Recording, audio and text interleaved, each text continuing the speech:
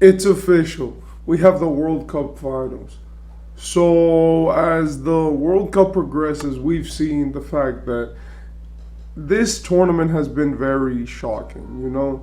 Apart from everyone thinking the USA was going to sweep the whole thing, people also thinking that they might get upset, to other people just saying, like, hey, it doesn't matter what happens, who wins, right?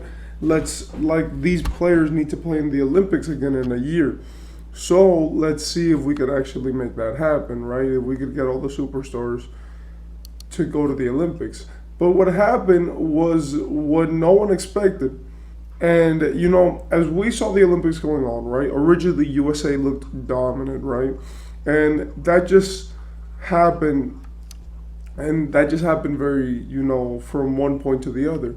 USA went, they played some exhibition games, they didn't lose one. They played most of their original games, they didn't lose one. And it caused them to have this like advantage mentally over everybody else, right? Because when you win all the games and you're expected to win and you make huge comebacks, it gives you a confidence which a lot of people don't have.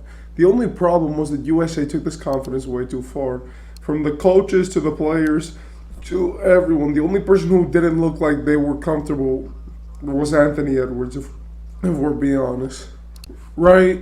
And Mikhail Bridges too, which in the last game, both of them, had Anthony Edwards had 23 points, Mikhail Bridges had 17, and Austin Reeves looked like he was on demon time as he had 21 points and he shot like 60% from the field. No, 60% from the three pointer and 70% from the field. And those three guys really looked like they actually wanted to win. But apart from that, like you have other players which were starters not do as much.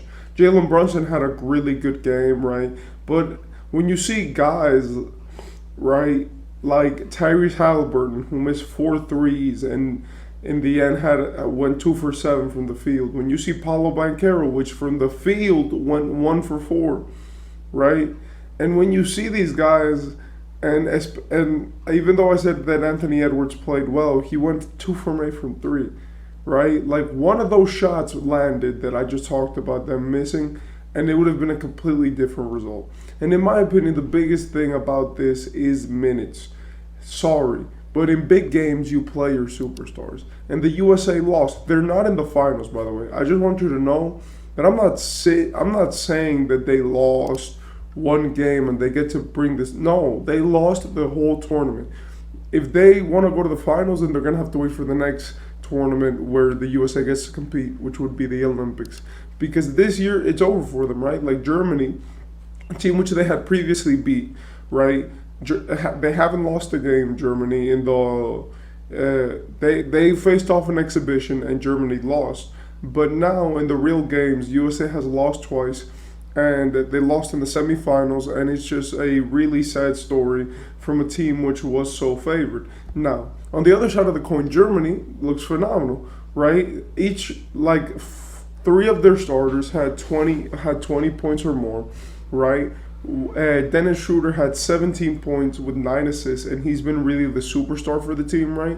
Then you have a Obst, I don't know who that is, but he had 24 points on 50% from three and 6 from 11 from the field with 6 assists. And the thing is with Germany, is that they were just ready for this moment, right?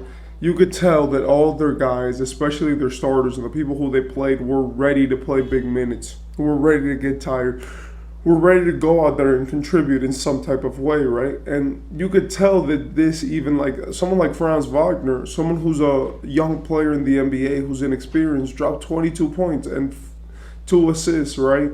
And he shot 7 for 18 from three. His percentage wasn't that good. 7 of 18 from the field. And even though his percentage wasn't that good, you could tell that he still scored 22 points. Daniel Tice, a big man, scored 10 for 15 from the field and 1 for 2 from three. 50% from three, right? And in my opinion, when you look at these stats, all that you say is that Germany was ready and they wanted to face USA.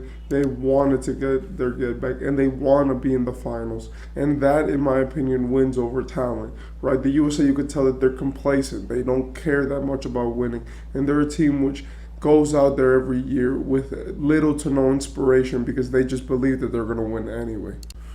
Right. On the other hand, the other team which made it to the finals was Serbia. Right. Serbia has been consistently one of the best teams in the tournament, like by far. And it just has been the fact that Serbia has so many players which are good, right? Like Serbia is one of these teams where it's like their players go hard when they have to play internationally, and they don't necessarily need, their players to be like these real game changers every single game. As long as everyone plays well enough, they'll win. But I want to say shout out Bojan Bogdanovic, right? Because he played phenomenally. He dropped 23 points on 3 or 4 from 3 and 8 for 12 from the field. Shout out to Anna Milutinov. I don't know if I'm saying his name right, I'm sorry.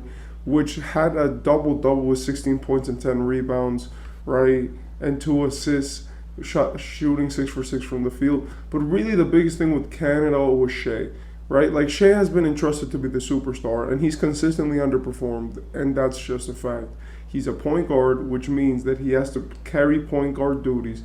And in my opinion, there's no way we can look at this team and be like, hey, in the last game, in the game where it's all for all the marbles, right, and everything is happening and whatever you want to say, right, that RJ Barrett should be the guy who has the most points for your team, right? And in my opinion, that just shows that, well, even though, yes, Canada's a great team and they've been great, the problem is that they don't have a real superstar to carry them. Like Shea is phenomenal, but Shea has been consistently helped, right, in his abilities by guys like Dylan Brooks, RJ Barrett, right, Lou Dort, etc., which make his life easier as a player. And now that he needs to take on all the heat as the superstar of his team, he's not ready. You see, with every other team, with all the other top 4 teams, right? The top 4 teams are Serbia, Canada, Germany, and USA, right? With those top teams, right, we could see a clear pattern of that they all have one guy except Canada, right? Serbia has Bojan, right, which is just there to light it up always, and always be consistent from there, right? Then USA has Ant Edwards, and Germany has Dennis Schroeder, right? Which these are all guys which from one to the other could just erupt, and they're clutch, and their team just puts all the trust in them for them to make plays to win them the game. The problem with Canada is that they don't really have that guy. They wanted Shea to be that guy, but when you're not that guy, you're not that guy. And Shea is really young right now. Like he's never been to the playoffs. He doesn't have any experience playing in big games. And really, the thing is that he's not trained for moments like this, which hold so much weight. And in my opinion, this is what makes Shea and all these guys, right, have to come back next season or in the next type of big tournament and do better, right? They have experience. It's obvious that they're a good team and they're deep enough to the point where they don't need to have a perfect roster. But in my opinion, when you come back next season with this Canada team, and if all the players same play, if all the players who are here still play, right, then there needs to be a guy. It doesn't matter if it's Shea, it doesn't matter if it's Kelly Olynyk, it doesn't matter if it's RJ Barrett, it doesn't matter if it's Dylan Brooks. We need to get someone in this Canada team which we could say, hey, he's the guy, right? Now Canada has lost. They're not going to the finals.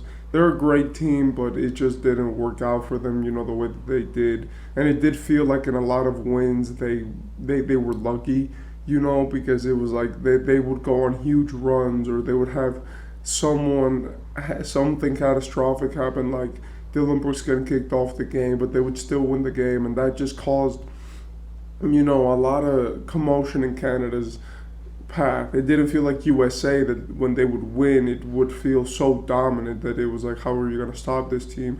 Or like Serbia, where every win feels fundamental. Or Germany, where every win just feels like it's easy for them, and like everyone is working perfectly in sync together. But no, for Canada's always felt kind of choppy, It's like they always have the talent to get there, but it never really feels like that. For Serbia, I love Serbia.